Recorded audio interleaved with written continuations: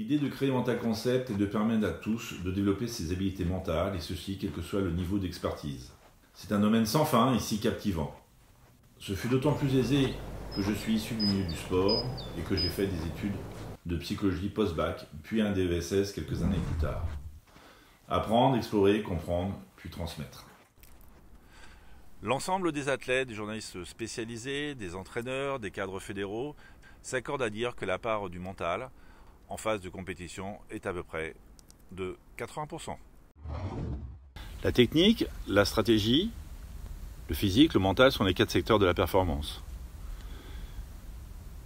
On a beaucoup avancé sur tous les secteurs, on a beaucoup exploré, on a beaucoup appris et beaucoup enseigné, mais le mental reste celui qui est le plus délicat car il est assujetti aux émotions.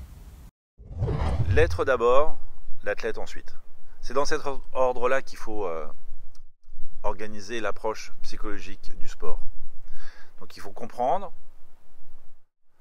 voir, discuter, échanger, afin de bien cerner la personnalité de l'être.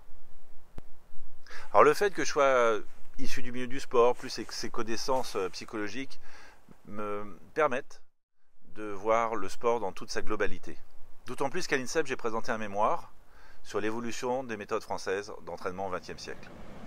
J'ai suivi beaucoup d'athlètes dans différentes disciplines sportives. Néanmoins, j'ai voulu principalement à présent dans le monde du golf. J'ai des missions dans le Grand Est. On me demande d'encadrer des formations avec la Fédération française de golf. Et puis, je m'occupe également d'un centre d'entraînement à Lons-le-Saunier. Par ailleurs, j'ai des athlètes, des golfeurs, qui viennent en immersion, en stage, pendant une semaine, où on aborde l'ensemble de l'aspect psychologique et de la préparation mentale.